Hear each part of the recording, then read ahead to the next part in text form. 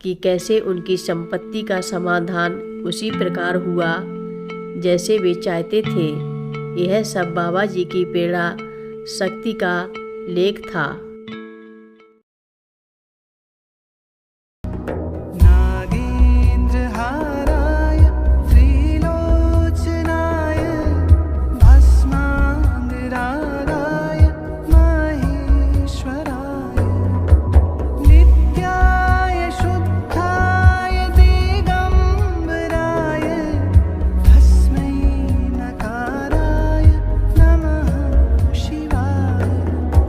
रक्षा सूत्र चैनल पर सभी भक्तों का स्वागत है।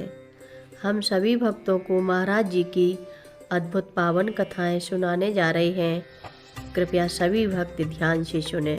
महाराज जी को लोगों की अव्यक्त इच्छाओं की जानकारी रहती थी और वे अपनी प्रेरणा शक्ति से लोगों को जाहिर किए बिना उनके कार्य करवा दिया करते थे।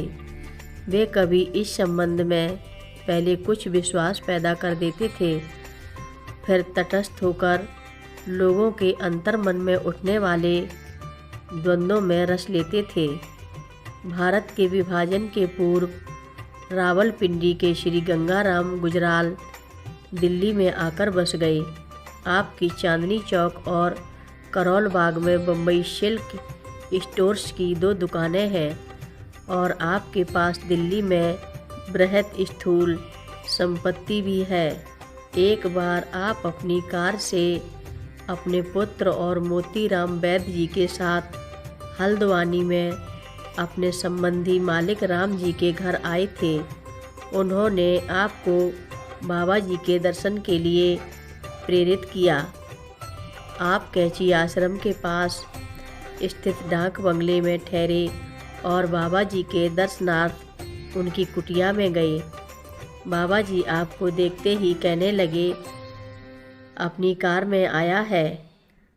आपके हामी भरने पर बाबा जी बोले, तेरी जायदाद का झगड़ा झा के पास फंसा है।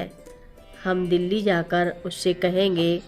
वास्तव में आपकी जायदाद के संबंध में दिल्ली के उपराज्यपाल झा साहब के आदेश होने थे और उसके छिन्न भिन्न होने की संभावना थी। इस कारण आप चिंतित थे। पहली भेंट में ही अपनी अव्यक्त चिंता की जानकारी उनमें देखकर आपको उनकी बात का भरोसा हुआ और आप उनके साथ चलने के लिए प्रार्थना करने लगे।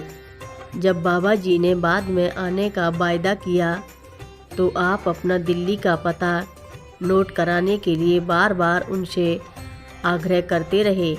बाबा जी ने पता लेने की आवश्यकता नहीं समझी। इससे आपके मन में द्वंद्व होने लगा और आपको उनकी सहायता में संदेह भी होने लगा। इसके कई महीने बाद एक दिन अचानक बाबा जी कार से आपके निवास स्थान दिल्ली में आ गए। क्षणिक दर्शन में किए गए अपने वायदे को बाबा जी ने बिना आपसे पता लिए पूरा किया। इस कारण आपको उनके आगमन पर आश्चर्य और हर्ष हुआ। बाबा जी आपसे तुरंत झा साहब के पास चलने को कहने लगे। गुजराल जी और उनके पुत्र बाबा जी के साथ उनकी कोठी में गए। वहाँ एक मीटिंग हो रही थी।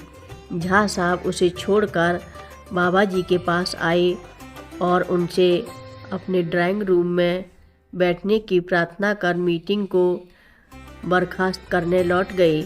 बाबा जी गुजराल जी से बोले, हम रुकेंगे नहीं। ऐसा कहकर उन्होंने चालक से गाड़ी बाहर ले चलने को कहा। गुजराल जी बार बार उनसे निवेदन करते ही रह गए कि झा साहब आते ही होंगे, थोड़ी और प्रतीक्षा कर ली जाए, पर बाबा जी नहीं माने। उनका बना बनाया काम व्यर्थ हुआ और वे निराश होकर घर आ गए। इसके कुछ ही दिनों बाद आपको जो लिखित आदेश प्राप्त हुए उससे आपका चित्त प्रसन्न उठा। वे समझ नहीं पाए थे कि कैसे उनकी संपत्ति का समाधान उसी प्रकार हुआ जैसे वे चाहते थे।